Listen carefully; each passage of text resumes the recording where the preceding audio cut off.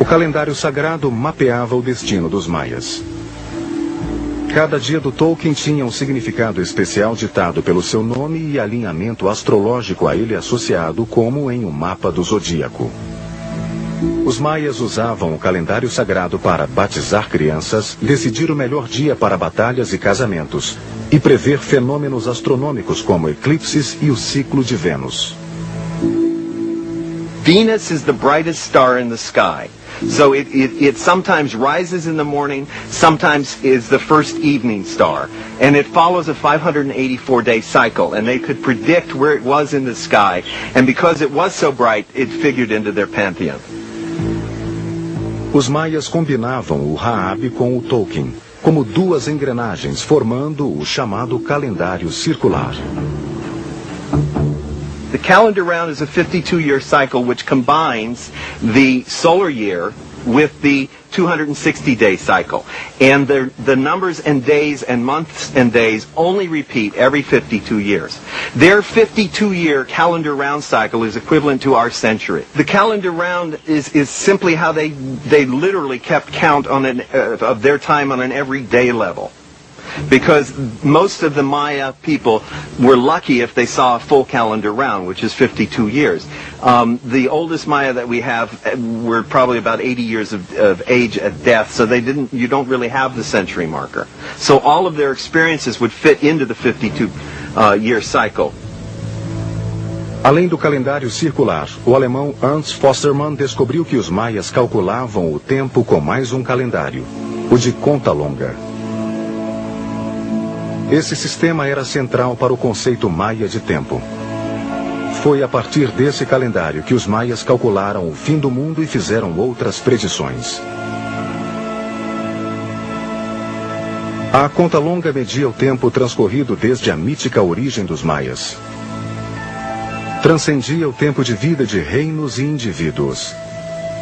Após anos recolhendo dados astronômicos, arqueológicos e iconográficos, estudiosos calcularam que o calendário de conta longa teria começado em 13 de agosto de 3114 a.C. e terminaria 5.125 anos depois, em 21 de dezembro de 2012, o dia do juízo final.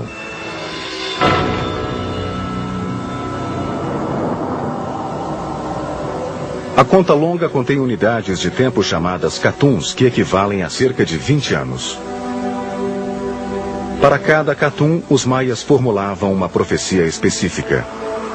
Os catuns e suas profecias se repetiriam a cada 260 anos. Um misterioso maia chamado Chalam Balam escreveu o que aconteceria durante esses períodos. The best known Maya prophecies are found in the books of Chalam Balam. Chalam Balam was thought to be the name of an ancient priest who predicted the arrival of the bearded white man in Yucatan. The Maya mapped out this Katun cycle against their own history and assumed that the pattern would repeat itself over and over again. Por exemplo, o 13º Katun ocorreu em 1520, quando os conquistadores espanhóis chegaram ao México. Voltou a ocorrer em 1776, período que corresponde às revoluções francesa e americana. O sacerdote maia Chalam Balam fez a seguinte previsão para o 13º Katun. Será uma época de total ruína onde tudo se perderá. Será a época do julgamento de Deus. Haverá epidemias e pragas e depois virá a fome. Estrangeiros conquistarão governos e sábios e profetas encontrarão seu fim. As profecias de Chalam Balam estão abertas a interpretações, mas são tão específicas que suscitaram previsões curiosas e até mesmo assustadoras de outros acontecimentos históricos. Por exemplo, o 5º Katun menciona: um tempo de infortúnios, de cisão entre líderes e liderados. O povo perderá a fé em seus líderes, que poderão ser maltratados, até mesmo enforcados. Haverá também cobras em abundância. A fome será grande e poucos nascerão nesse período. O 5º Katun ocorreu pela última vez no período de 20 anos, que começou em 1855, quando ocorreu a Guerra Civil Americana. A dissolução da União confirma a profecia de que líderes e liderados se separarão. E o mais dramático é que o assassinato do presidente Lincoln parece atestar que líderes serão maltratados, até mesmo enforcados. Os que acreditam na profecia maia se debruçam sobre outros ciclos Cthulhu e notam estranhas semelhanças entre o passado distante e a história mais recente. Now, I think there are two very interesting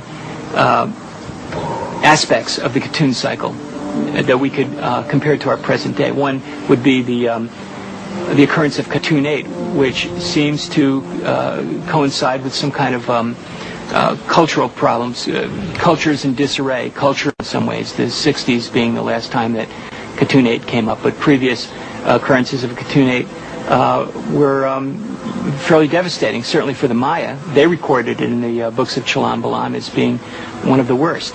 And their last holdout was brought to an end during Cthulhu 8 in the 1690s.